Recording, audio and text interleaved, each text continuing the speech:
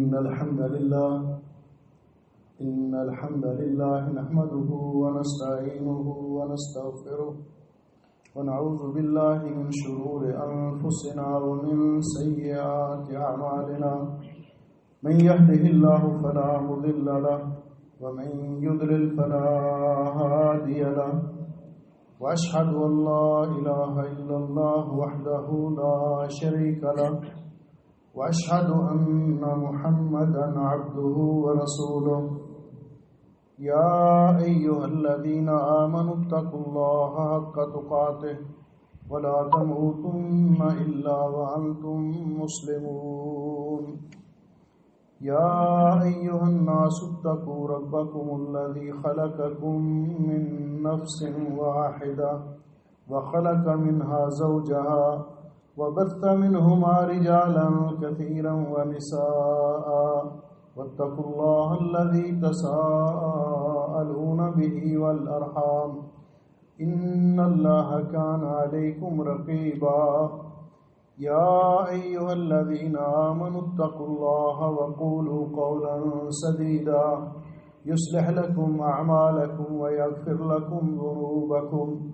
ومن يطع الله ورسوله فقد فاز فوزا عظيما اللهم صل على محمد وعلى آل محمد كما صليت على إبراهيم وعلى آل إبراهيم إنك حميد مجيد اللهم بارك على محمد وعلى آل محمد كما باركت على إبراهيم وعلى آل إبراهيم إنك حميد مجيد أما بعد فيا أيها الناس إن خير الحديث كتاب الله وخير الهدي هدي محمد صلى الله عليه وسلم وشر الأمور محدثاتها وكل محدثة بدعة وكل بدعة ضلالة وكل ضلالة في النار أعوذ بالله السميع العليم من الشيطان الرجيم قل إنني هداني ربي إلى صراط مستقيم دينا قيما ملة إبراهيم حنيفا وما كان من المشركين قل إن صلاتي ونسكي ومحياي ومماتي لله رب العالمين لا شريك له وبذلك أمرت وأنا أول المسلمين. قابل صد احترام بزرگوں، عزیزوں اور بھائیوں،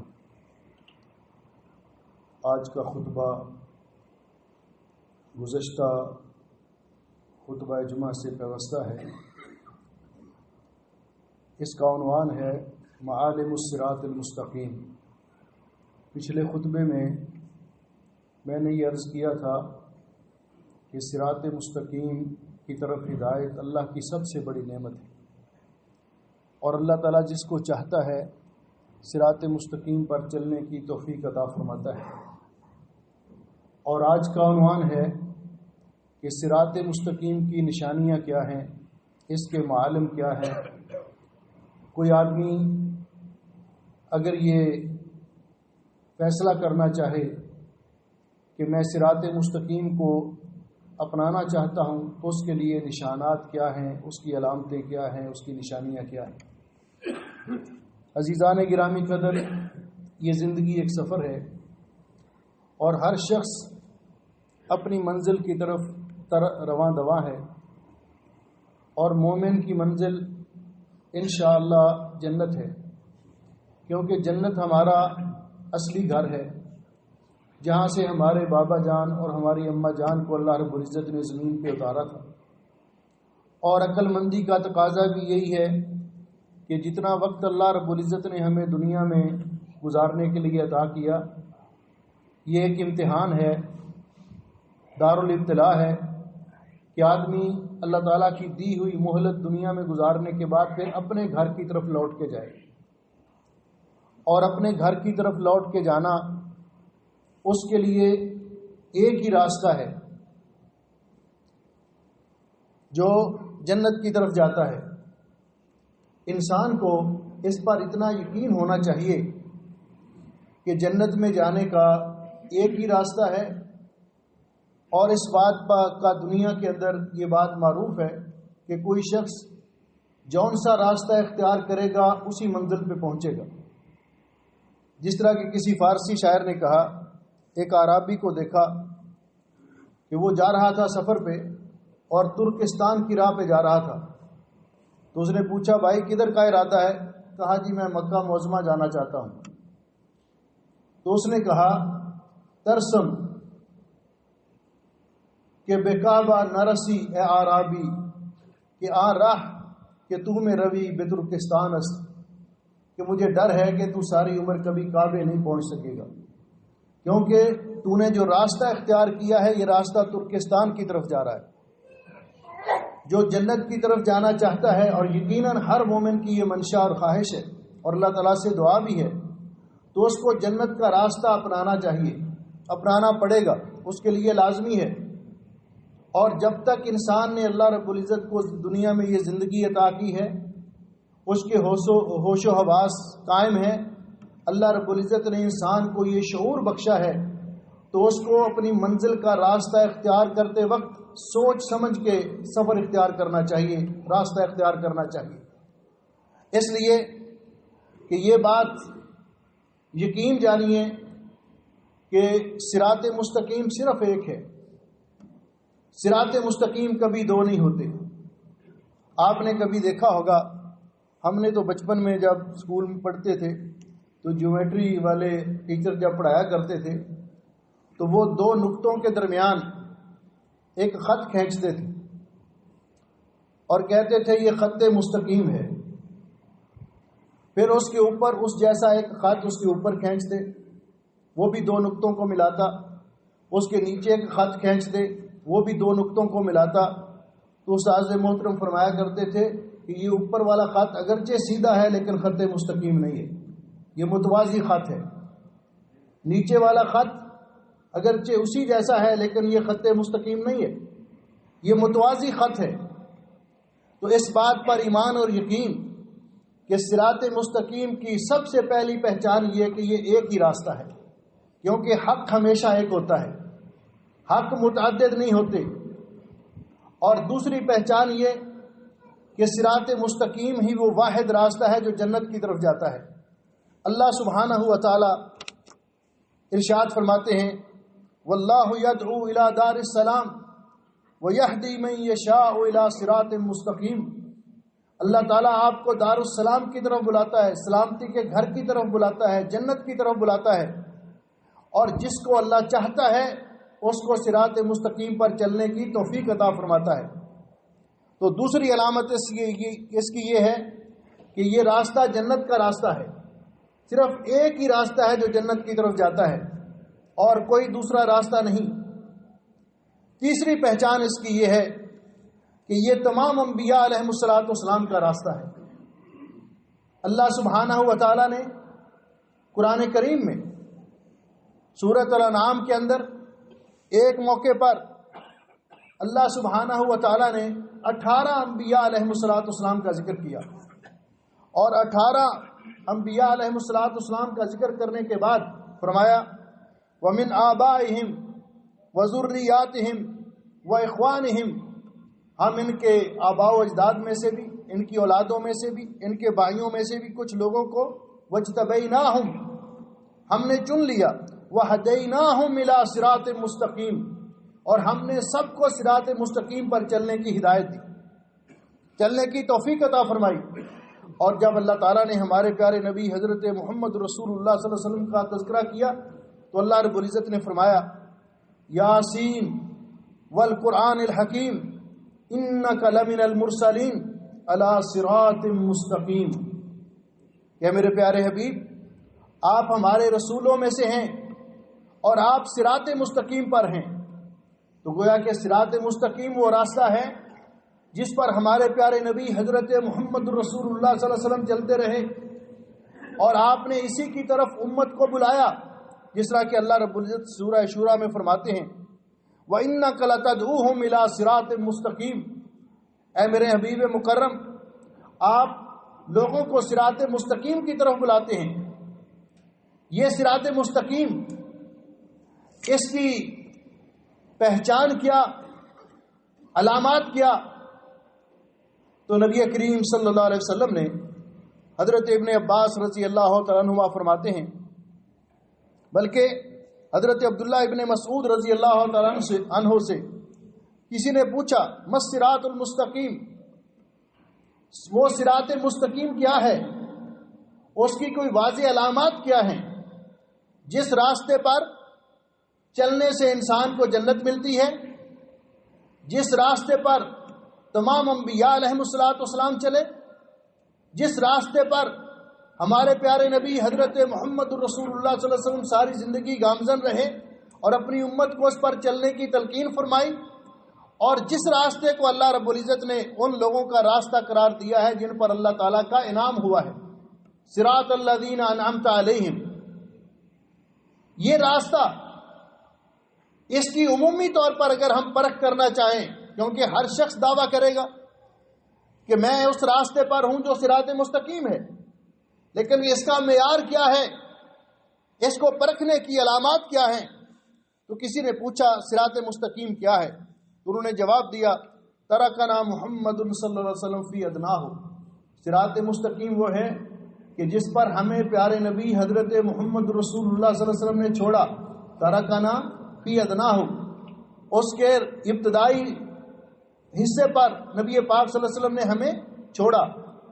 اور وَطَرَفُهُ فِي الْجَنَّةِ، اور یہ راستہ جا کر ختم ہوتا ہے جنت تک، یعنی ہم ادھر سے اس راستے کو اختیار کریں تو یہ راستہ سیدھا جنت میں جاتا ہے، اس راستے کو صراط مستقیم کہتے ہیں۔ اور ساتھ فرمایا وَعَنْ يَمِينِهِ جَوَادٌ وَعَنْ يَسَارِهِ جَوَادٌ، اس کے دائیں بائیں پگ ڈنڈیاں ہیں، دائیں بائیں کئی راستے ہیں، وَسَمَّ رِجَالٌ، اور ہر پگ ڈنڈی اور ہر راستے پر لوگ کھڑے ہیں، صراط مستقیم پر چلنے والوں کو بلا رہے ہیں، او بھائی صاحب ادھر آؤ، یہ راستہ شارٹ کٹ ہے، ادھر آؤ، یہ راستہ جلدی جنت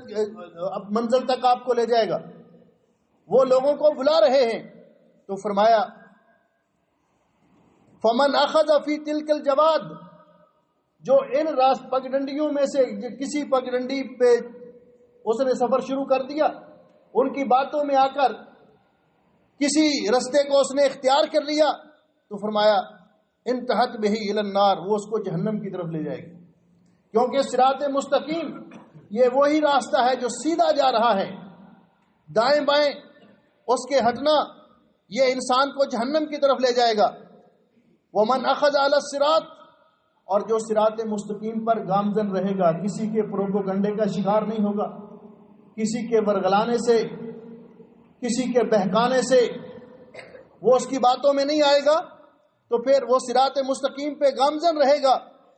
انتہا بہ الی الجنہ، تو یہ راستہ اس کو سیدھا جنت میں لے جائے گا۔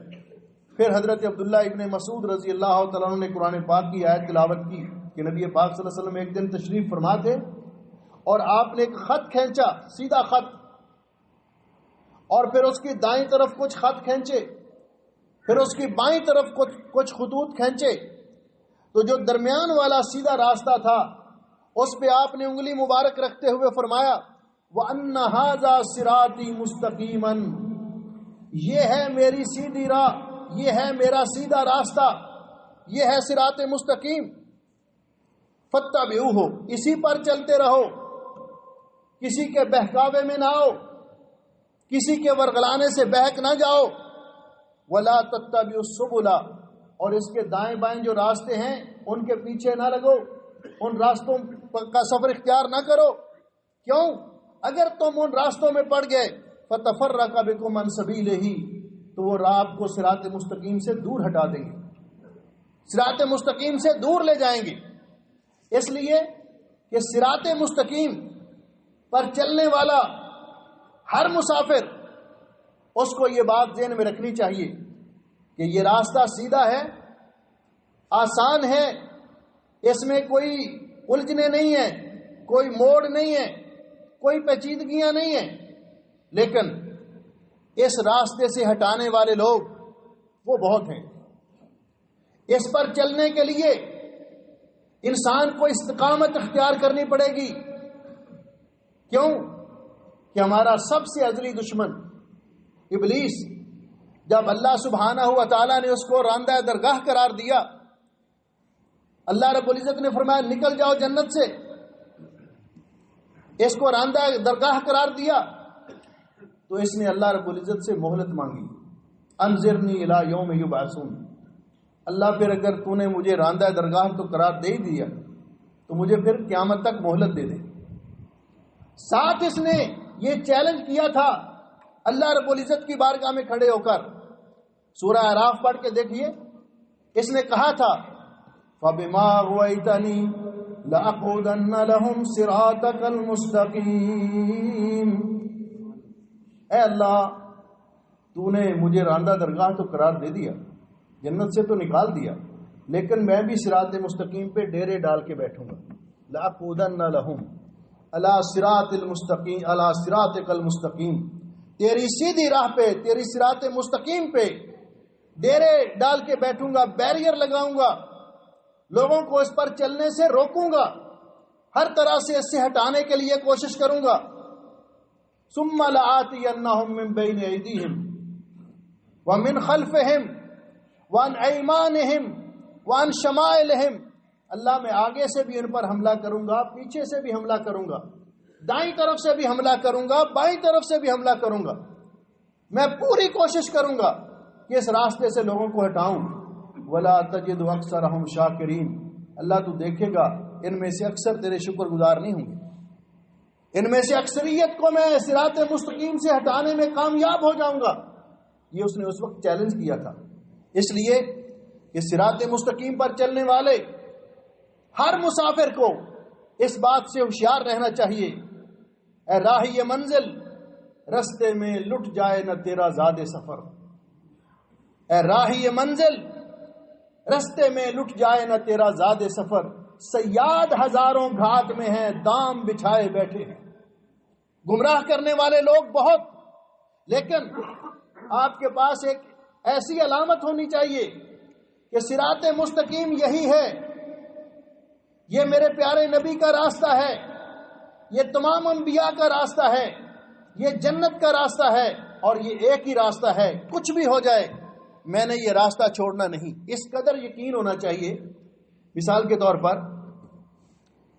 ڈاکٹر صاحب گھر سے نکلے نماز پڑھنے کے لیے، نماز پڑھ کے واپس اپنے گھر کی طرف آ رہے ہیں تو راستے میں 3-4 بزرگ کھڑے ہو جاتے ہیں لائن لگا کے، ڈاکٹر صاحب کہاں جا رہے ہیں؟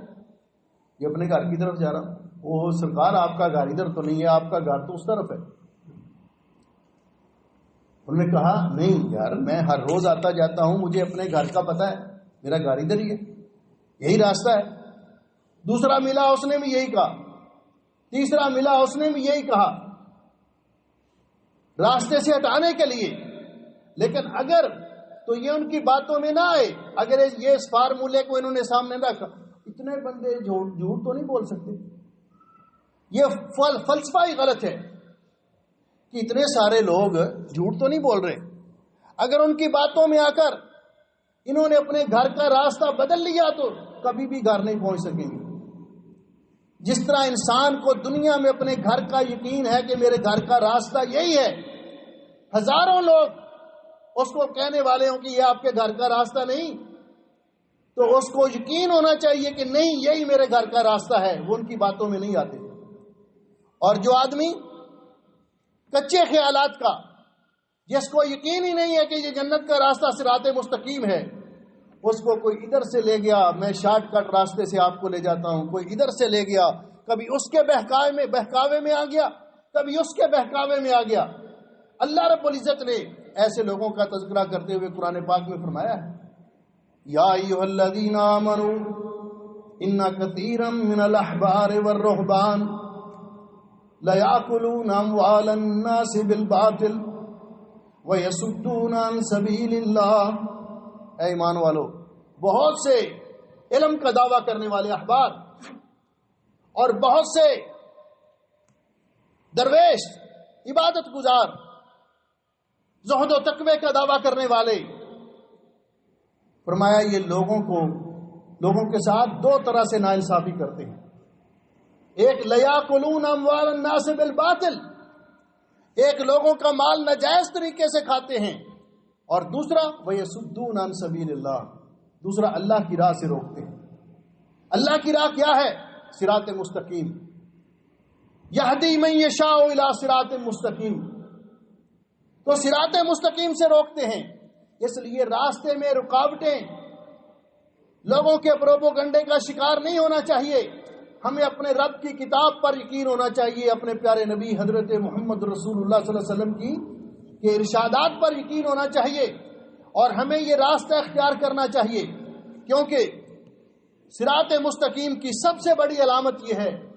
کہ صراط مستقیم انسان کو اللہ کی توحید کی طرف لے کر جاتا ہے۔ وہ راستہ جس کے ڈانڈے شرک کی طرف ملتے ہوں، جو انسان کو قبر پرستی کی طرف لے کر جائے، جو انسان کو شرک کی طرف لے کر جائے، وہ راستہ صراط مستقیم نہیں ہے، وہ گمراہی کا راستہ ہے۔ کیونکہ اللہ رب العزت فرماتے ہیں، ابتدائی آیات جو میں نے تلاوت کی، کہ اللہ رب العزت نے فرمایا پیارے نبی صلی اللہ علیہ وسلم سے کہ اعلان کر دیجئے، لوگوں میں اعلان فرما دیجئے، قل اننی ہدانی ربی الی صراط مستقیم، میرے رب نے مجھے ہدایت دی ہے، مجھے صراط مستقیم پر چلنے کی توفیق عطا فرمائی ہے۔ پھر اس کے بعد اس کی علامتیں بتائیں کہ صراط مستقیم کیا ہے؟ دینن قیما، یہ قیم دین ہے، اللہ تعالیٰ کی طرف سے نازل کردہ یہ دین اسلام ہے۔ ملت ابراہیم حنیفہ، یہ حضرت ابراہیم علیہ السلام کی ملت ہے، اور حضرت ابراہیم علیہ السلام کی ملت ابراہیمیہ، اس کی بنیادی دعوت اللہ کی توحید ہے۔ آگے اس کی وضاحت کر دی، ملت ابراہیم حنیفہ وما کان من المشرکین، ابراہیم علیہ السلام کی ملت ہے، وہ مشرک نہیں تھے، وہ شرک کرنے والے نہیں تھے۔ انہوں نے تو اکیلے بندے نے ساری مشرک قوم ان کی مخالفت مول لے لی، انہوں نے آگ جلا کر چیخا میں بھی ڈال دیا، لیکن اللہ تعالیٰ کی توحید نہیں چھوڑی، دنیا میں اللہ کی توحید کا علم بلند کیا۔ تو گویا کہ صراط مستقیم کی بہت بڑی علامت کہ صراط مستقیم انسان کو توحید، اللہ کی توحید کی طرف لے کر جاتا ہے۔ جس راستے پہ چلنے سے انسان شرک کی طرف جائے، یا جو راستہ شرک کی طرف جاتا ہے، وہ صراط مستقیم نہیں ہے۔ اور پھر فرمایا قل ان صلاتی ونسکی ومحیای ومماتی للہ رب العالمین، کہ صراط مستقیم پر چلنے والے کی دوسری علامت یہ کہ صراط مستقیم پر چلنے والا، اس کی نماز، اس کی قربانی، تمام تر عبادات، نظر و نیاز، ہر چیز کس کے لیے؟ اللہ کے لیے۔ وہ محیا و مماتی، اور اس کا جینا بھی اللہ کے لیے، اس کا مرنا بھی اللہ کے لیے۔ اور وہ اس بات کا اقرار کرتا ہے لا شریک لہ، اللہ کا کوئی شریک نہیں،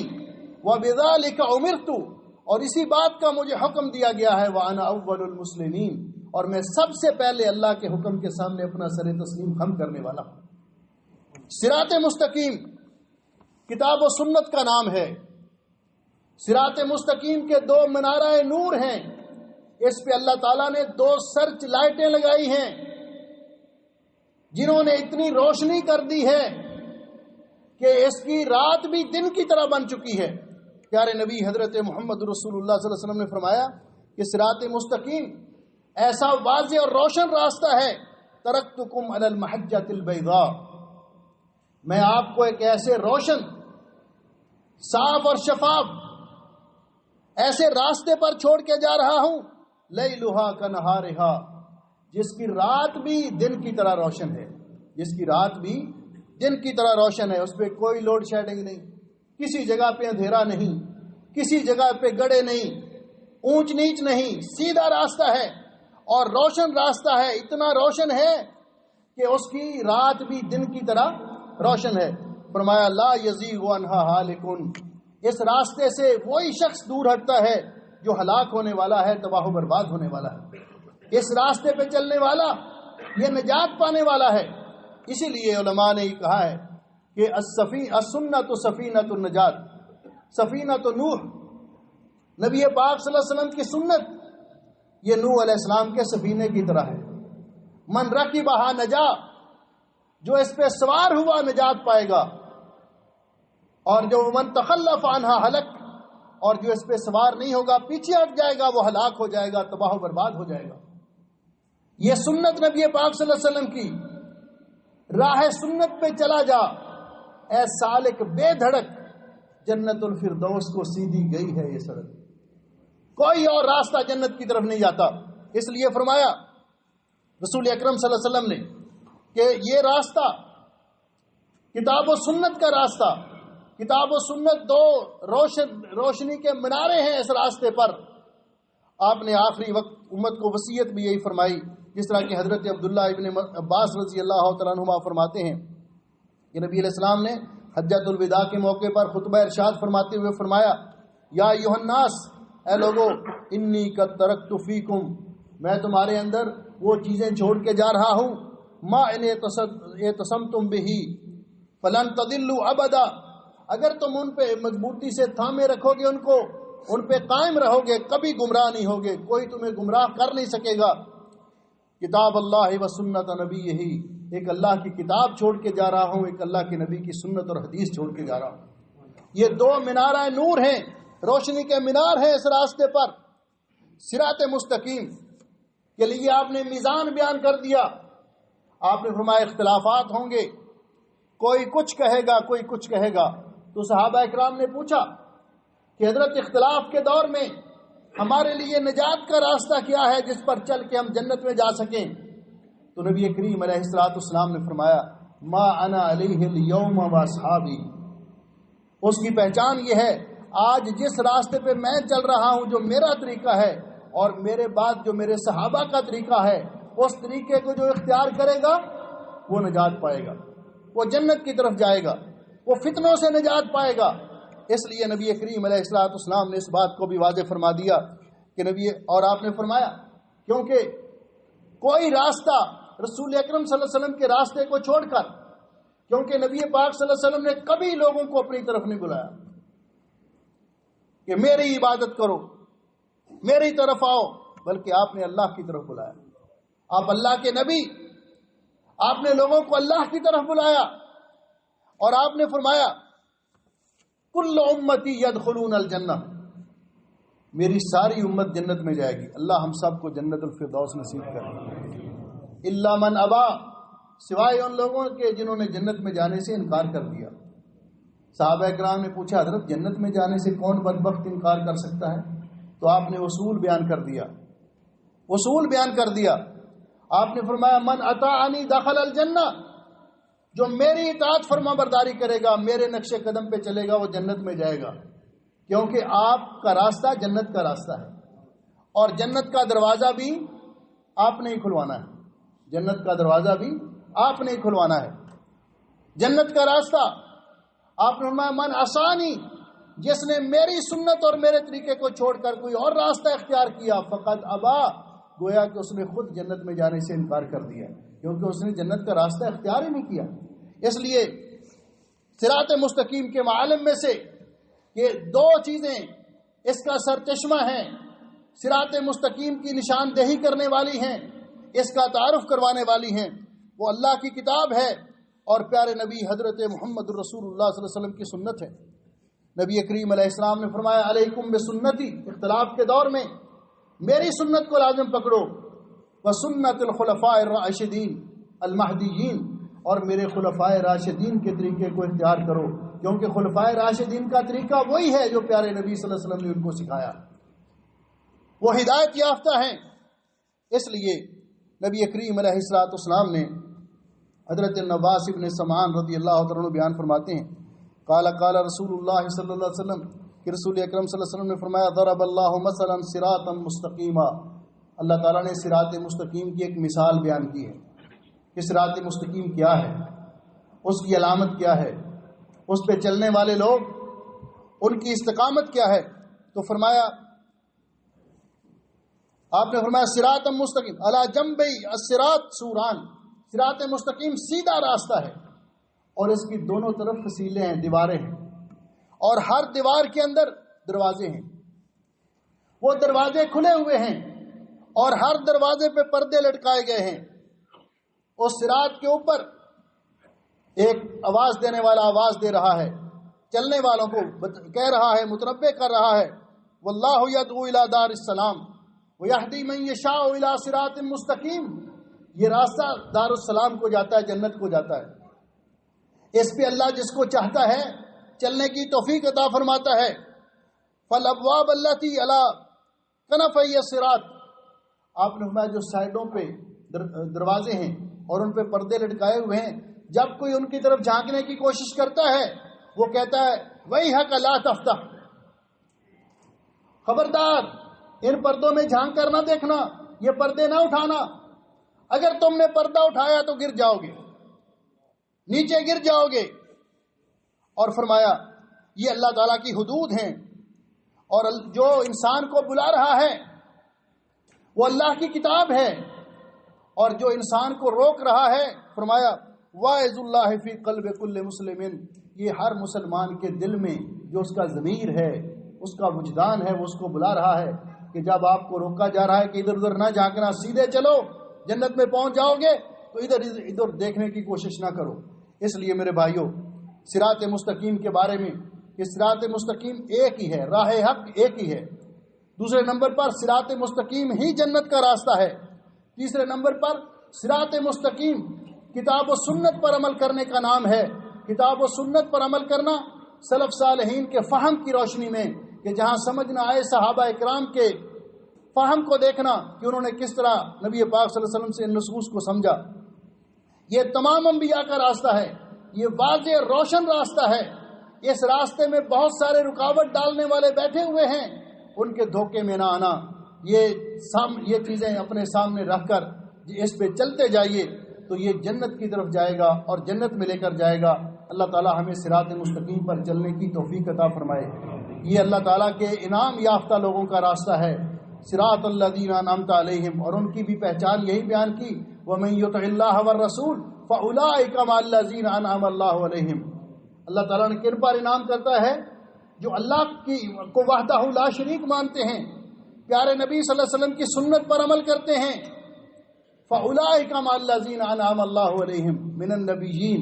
وَالصِّدِّيقِينَ وَالشُّهَدَاءِ وَالصَّالِحِينَ وَحَسُنَ أُولَٰئِكَ رَفِيقًا. اللہ تعالیٰ ہمیں اسی راستے پہ گامزن رکھے، اس پر استقامت نصیب فرمائے، اور اسی راستے میں جو رکاوٹیں ہیں، جو گمراہ کن پروپیگنڈے ہیں، اللہ ہمیں ان کے فتنے سے بچائے، اور اللہ تعالیٰ ہمیں اس پر چلائے رکھے حتیٰ کہ ہم جنت میں پہنچ جائیں، اور یہی ہماری منزل ہے. اللہ تعالیٰ ہم سب کو نصیب فرمائے. اقول قولی ھذا استغفر اللہ لی ولکم وسائر المسلمین من کل ذنب واتوب الیہ فاستغفروہ انہ هو الغفور الرحیم.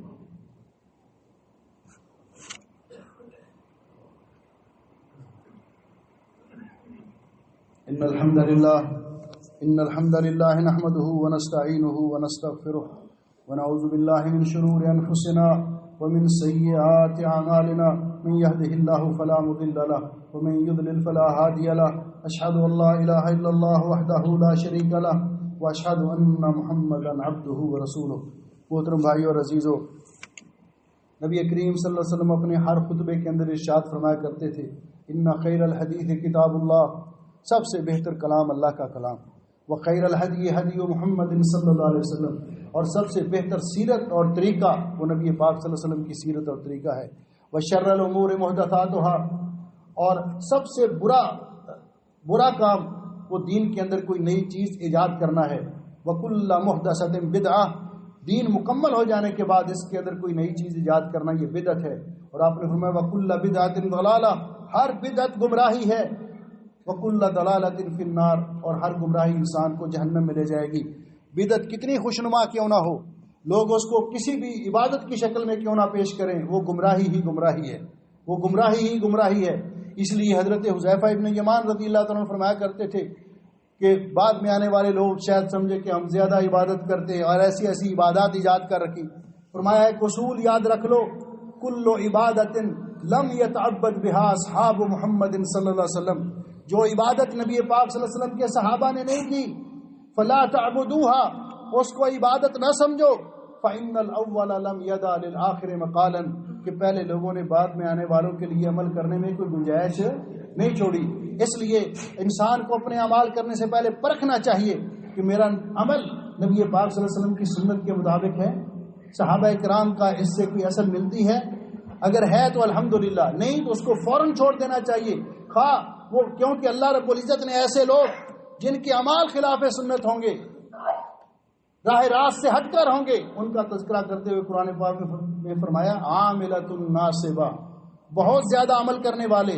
عمل کر کر کے تھک جانے والے، تسلا نارن حامیہ، وہ دہتی آگ میں داخل ہوں گے۔ کیونکہ اعمال کی قبولیت کے لیے جہاں اخلاص ضروری ہے، اللہ کو وحدہ لا شریک ماننا ضروری ہے، اللہ کی رضا ضروری ہے، اور وہاں نبی پاک صلی اللہ علیہ وسلم کی سنت کی اتباع بھی ضروری ہے۔ تو اللہ تعالیٰ ہمیں اسی بات پہ قائم رکھے اور اس دین پر جو نبی پاک صلی اللہ علیہ وسلم امت کو دے گئے، یہ کامل دین ہے، اس پر ہمیں استقامت نصیب فرمائے۔ محترم بھائی اور عزیزو، آج کل خبریں آپ بھی سنتے ہیں، ہم بھی، سچی بات ہے کہ مسلمان کا ایک دل لہو لہو ہے، ہر مسلمان پریشان ہے۔ یہود و نصارہ، یہ یہودی خاص کر اتنی ضدی ہٹ درم قوم ہے، اتنے ظالم قوم ہیں، وعدوں کو توڑنے والے، یہ انبیاء کے قاتل ہیں، اللہ نے قرآن پاک میں ذکر کیا۔ انہوں نے جب کبھی وعدہ کیا، انہوں نے وعدوں کو توڑا، بڑے بڑے جرائم انہوں نے کیے، اور اسی طرح کے جرائم آج بھی کر رہے ہیں۔ ہم مسلمان عام، ہمارا اس سلسلے میں کیا کردار ہونا چاہیے؟ حکومتوں کے ساتھ بات کرنا یہ حکومتوں کا کام ہے، لیکن ایک عام مسلمان کم از کم ان کے اس کردار کو، ان کے ظلم و جبر کو، ان کی اس زیادتی سے نفرت تو کرے، ان کے خلاف بد دعا کرے، اپنے غزہ اور فلسطین کے مسلمان بہن بھائیوں کے حق میں دعا کرے کہ اللہ ان کو ظلم سے نجات دلائے، جو بیمار ہیں اللہ ان کو شفا عطا فرمائے، جو اللہ کی راہ میں شہید ہو گئے اللہ ان کو شہادت کا مرتبہ عطا فرمائے اور جنت الفردوس عطا فرمائے۔ پوری دنیا میں جہاں کہیں مسلمان مظلوم ہیں، اللہ تعالیٰ ان کو ظالموں کے ظلم سے نجات عطا فرمائے، اور ساتھ کم از کم اپنے طور پر اتنا تو کر سکتے ہیں جتنا کہ عبداللہ ابن ابی منافقوں کے سردار نے جب پیارے نبی صلی اللہ علیہ وسلم کی شان میں گستاخی کی تو اس نے کہا میں اپنے باپ کو مدینے میں داخل نہیں ہونے دوں جب تک نبی پاک صلی اللہ علیہ وسلم اجازت نہ دے۔ یہی بات تھی نا، ہم کم از کم ان کی مصنوعات کا، ان کی جو مارکیٹ کے اندر پروڈکشن ہے اس کا تو بھائی کاٹ کر سکتے ہیں۔ یہ پیسے کے پجاری لوگ ہیں،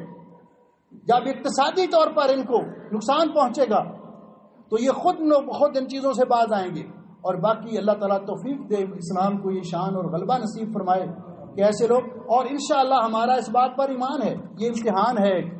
وگرنہ وہ وقت آنے والا ہے کہ نبی پاک صلی اللہ علیہ وسلم نے جو فرمایا وہ برحق ہے کہ وہ وقت آئے گا جب یہ یہودی کہیں چھپے ہوئے بھی ہوں گے تو آواز دے کر وہ درخت بھی پکار کر کہے گا، وہ پتھر پکار کر کہے گا کہ مسلمان میرے پیچھے یہودی چھپا ہوا ہے، فقتلہ، اس کو قتل کر۔ وہ وقت آنے والا ہے، لیکن اللہ تعالیٰ ہمیں دیکھنا چاہتا ہے کہ ہم کیا کریں۔ وہ مالک تو جب چاہے ظالموں سے انتقام لے سکتا ہے۔ تو اللہ سبحانہ و تعالیٰ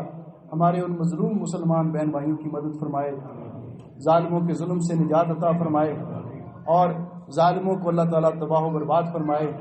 نشان عبرت بنا دے، اور دنیا میں جہاں کہیں مسلمان مظلوم ہے اللہ ان کی مدد فرمائے اور ان کو اپنے حفظ و امان میں رکھے۔ ان اللہ و ملائکتہ یصلون علی النبی یا ایھا الذین آمنوا صلوا علیہ وسلموا تسلیما۔ اللهم صل علی محمد وعلی آل محمد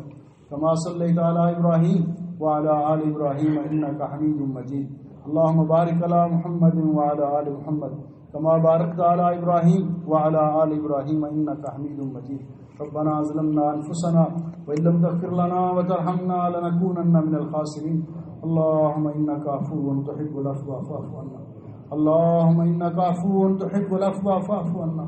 اللهم اشف مرضانا ومرضى المسلمين، اللهم اشف مرضانا ومرضى المسلمين، اللهم اهدنا إلى صراط مستقيم اللهم ثبتنا على الصراط المستقيم اللهم إنا نسألك جنة الفردوس اللهم إنا نسألك جنة الفردوس وما قرب إليها من قول أو عمل ونعوذ بك من النار وما قرب إليها من قول أو عمل اللهم أعز الإسلام والمسلمين اللهم انصر الإسلام والمسلمين اللهم انصر إخواننا المستضعفين في غزة وفلسطين وفي كل مكان اللهم انصرهم نصرا مؤزرا اللهم انصرهم نصرا مؤزرا اللهم اجعل هذا البلد آمنا مطمئنا رخاء سخاء وسائر بلاد المسلمين ربنا آتنا في الدنيا حسنة وفي الآخرة حسنة وقنا عذاب النار سبحان ربك رب العزة عما يصفون وسلام على المرسلين والحمد لله رب العالمين.